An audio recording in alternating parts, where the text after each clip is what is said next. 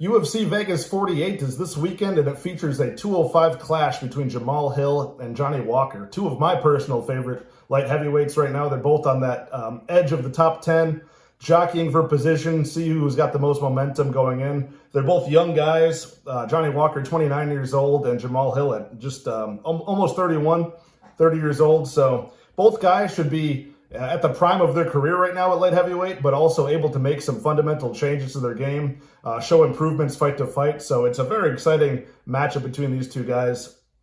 Jamahal Hill, 9-1, should be 10-1. One of his fights was no contested for marijuana. Johnny Walker, 18-6. So many more pro fights for Johnny Walker, but at the UFC level, they're about equal right now. Johnny Walker, the slightly bigger man at 6'6", 82-inch reach, huge reach. Slight advantage over Jamahal Hill, 6'4", and 79-inch reach. The reason why I wanted to give this fight its own breakdown is because I thought it was very, very interesting the deeper I got into it. I had my opinions about who I thought would win this fight initially when I saw the matchup listed, but the more I dove into the stats and the more I dove into especially the tape study between both of these guys, I spent a few hours looking at all of their matches so far in the UFC and a couple on the regional scene as well. So, and it was a really fun tape because they're both very exciting guys, except for the Thiago Santos-Johnny Walker fight that he had last time. We can just ignore that. Again, I think Johnny Walker had like a broken foot in the beginning of that fight, so we can blame it on that, and we can also blame it on Thiago Santos as well. You know, he was just as to blame. Kind of like that heavyweight fight between Ngannou and Derek Lewis a few years ago. It really reminded me of a 5-round version of that hell. So, looking a little bit at the striking stats between both guys, we have Johnny Walker, 3.42 significant strikes landed per minute, with 2.81 significant strikes absorbed per minute. Now, you have to imagine that that would be a bit higher if it wasn't for that last boring fight we just talked about. I think Johnny Walker threw like maybe 40 significant strikes the entire 25 minutes, so that's going to lower his stats a bit there. But regardless, lands slightly more than he absorbs, basically. Jamahal Hill now, 7.45 significant strikes landed per minute, which is very, very good. Only absorbing 3.6 significant strikes per minute. So he's dishing out, on average, twice as much than he receives from his opponents. So that's very, very good stats right there. And that tells a lot about, and when you watch the tape, it basically backs it up. He's a very active fighter and usually leading the dance and, you know, putting his opponents away. 51% striking accuracy for Hill, 59% striking accuracy for Walker, with Walker with a slightly less striking defense. And, you know, the tape kind of shows that as well. So what are some of the best weapons for Johnny Walker in this fight? I think some of the best weapons are just the creativity and that wild, flowing capoeira style that he has. He's kind of like a big version of Michel Pereira in the cage sometimes. And it looks like he's reckless, and it can be reckless, and he can leave some defensive liabilities out there. But there is a method to his madness. When you watch some of even the quick knockouts he has, a lot of those are not lucky knees or lucky back fists or lucky punches. Those are planned, calculated strikes that he throws. He's very, very good, I've noticed, at reading little nuances in an opponent's game, and he's good at doing them fast in the fight as well.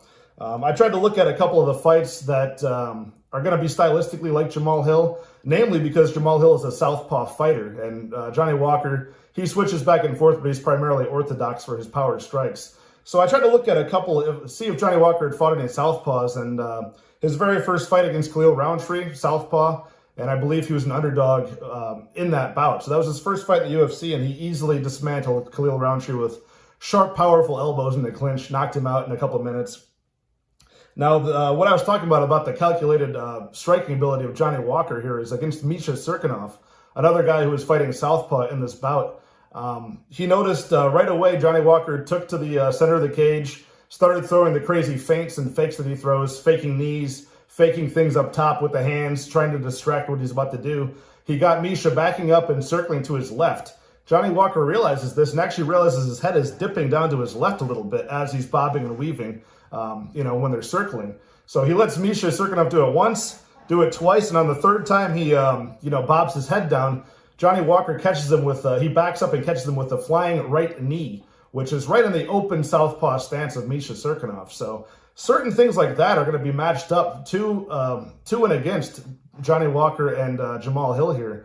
Some of the power strikes from Jamahal Hill as a southpaw are going to match up pretty powerfully against Johnny Walker and vice versa. So I find that to be part of the fun of this fight and the allure of both of these guys striking against each other here. So another one of the advantages that I think Johnny Walker has, which isn't talked about a lot, but I guess because of Jamahal Hill's only loss, we should talk about it. He is a BJJ brown belt. The only time we've really seen him be competent in the BJJ arena was against Nikita Krylov, where Krylov was grappling against him, trying to get control time, get some ground and pound going, and to avoid the ground and pound to get back to his feet and in a better position, Johnny Walker did show some submission attempts. He threw up some triangles. He threw up a couple arm bars here and there, and he had some good sweeps off of his back as well. So, not something that we really expect from Johnny Walker in this fight, but something to be talked about since Jamahal Hill's only loss was to Paul Craig, where Paul Craig wrapped him up in a tight underhook, pulled him into guard, and submitted him off of his back. And we've seen Johnny Walker at least show some competency off of his back. So I think that's something we can count as a pro for Johnny Walker, as he is probably the better grappler of the two, just by rank in BJJ alone. So, something else we can talk about. We can talk about the cons of Johnny Walker in a bit. They're kind of obvious as far as he has more losses and he, is showing questionable durability. But another striking thing that I like from Johnny Walker, his creativity and his intelligence in there, is a lot of times he throws strikes from the same side of his body in succession. And what I mean by that, you can see this in the Ryan Spann fight. Say he throws a right low kick against Ryan Spann's left leg. He'll throw the low kick, hit the shin to the thigh of Ryan Spann, and right when that right leg comes back to the stance and his toes touch the canvas, he'll throw like a right strike as well, like a right cross, right as soon as he comes back to stance. Now it's almost as if he's like countering a counter in this position, because as soon as Ryan Spann wants to counter that right leg kick and come forward, Johnny Walker is coming back with a powerful right cross, and he can catch guys with this. And it's a very sneaky maneuver. It's a way that he hides his kicks with his punches and his punches with his kicks. And I think that's a very intelligent thing he does in the ring. And it's something that could definitely throw Jamahal Hill off, since Jamahal Hill hasn't really faced a lot of crafty strikers like Johnny Walker that are that fast. I mean, as soon as he lands back in the stance, he's already throwing a strike.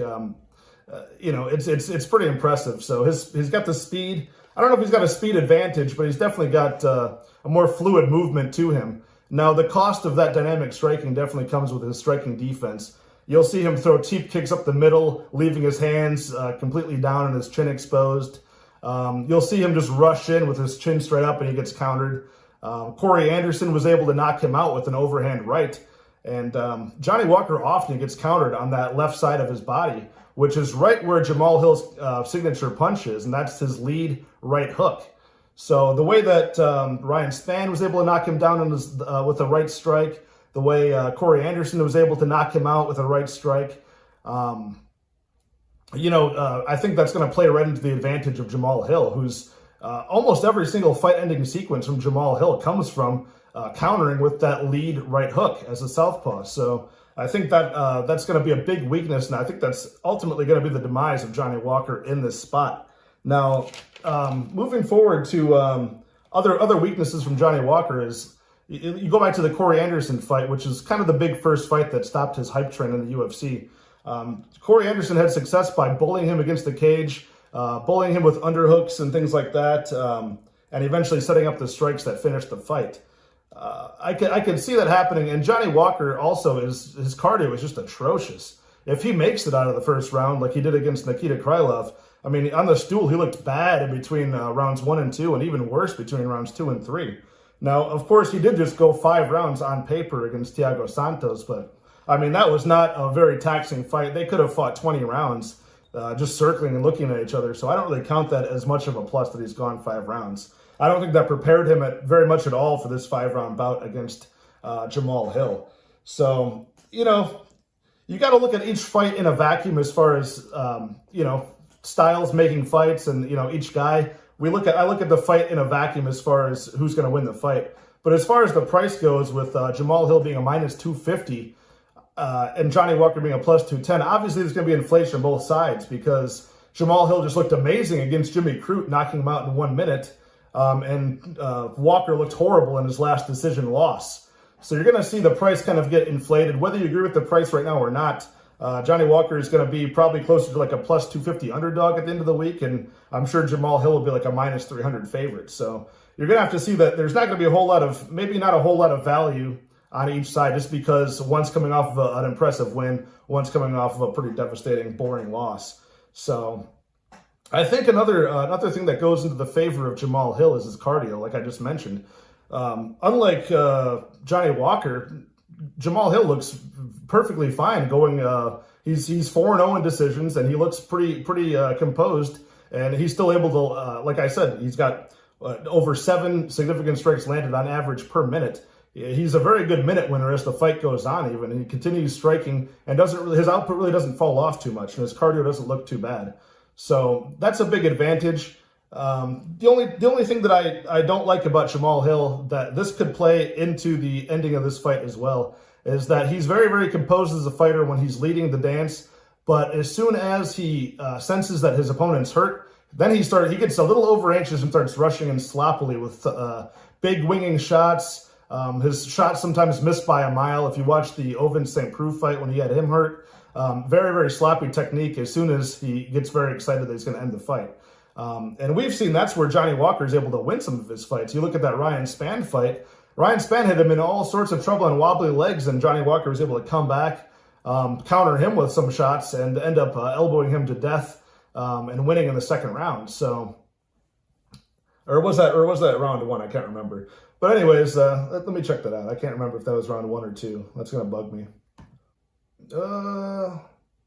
Let's see here. Oh, that was in round 1. Yeah, that was a back and forth fight, and all that took place in 2.5 minutes there. So, like I said, I see that as a potential way for Walker to win this fight. If not by like a flash KO early on, it could be by a situation where Jamahal Hill hurts him, thinks he's out, and then Johnny Walker gets on wobbly legs and throws a flying knee or a spinning elbow or a spinning back fist or something of that sort. I could see that happening.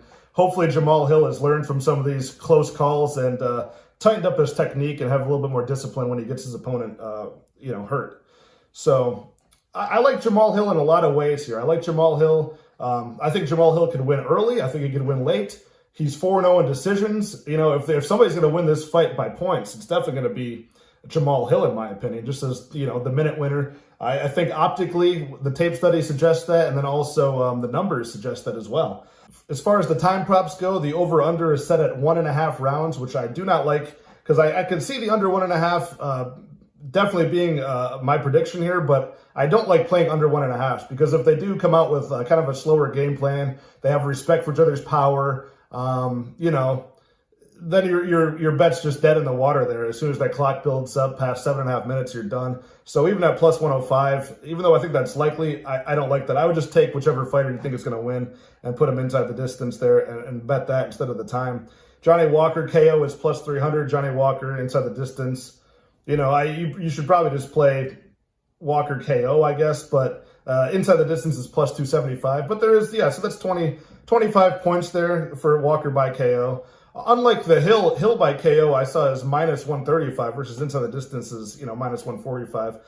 I would just take inside the distance. Crazy things do happen. Why would I, for 10 points, why would I switch that? So I like Hill inside the distance, minus 145. I like him round 1 KO plus 325. The money line, like I said, I think right now where it's at, minus 250, minus 260, I don't think that's a bad bet either. I'm really that high on Jamahal Hill here. I think he's got a good chance to win this.